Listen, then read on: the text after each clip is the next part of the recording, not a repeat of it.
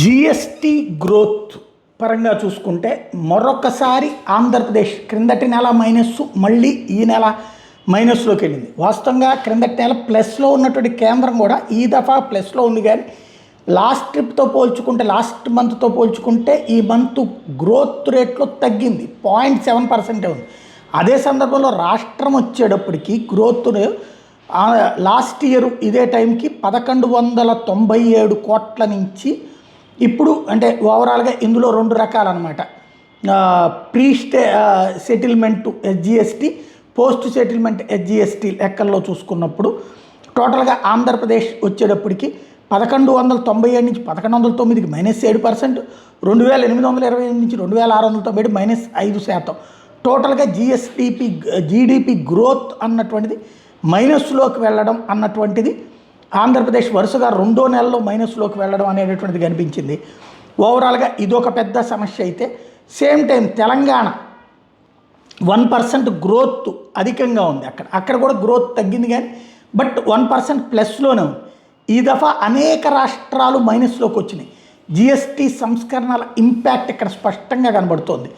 ఇందులో జమ్మూ కాశ్మీర్ -14%, హిమాచల్ ప్రదేశ్ 0%, పంజాబ్ -13%, చండీగఢ్ మాత్రం +6 ఉంది, ఉత్తరాఖండ్ -8%, హర్యానా 17% ఢిల్లీ -3%, రాజస్థాన్ -4%, అలాగే ఉత్తరప్రదేశ్ -4%, బీహార్ +4%, సిక్కిం -13%, అరుణాచల్ ప్రదేశ్ +12%, నాగాల్యాండ్ +6%, మణిపూర్ +27%, మిజోరాం 3%, త్రిపుర +13%, మేఘాలయ అదే -13%, మేఘాలయ 10% హైక్ ఉంది.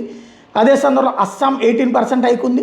వెస్ట్ బెంగాల్ -9%, జార్ఖండ్ ఏకంగా -30%, ఒడిస్సా -18%, ఛత్తీస్గఢ్ -12%, మధ్యప్రదేశ్ -17%, దాద్రా నగర్ హవేలీ 1% ఎక్కువ ఉంది.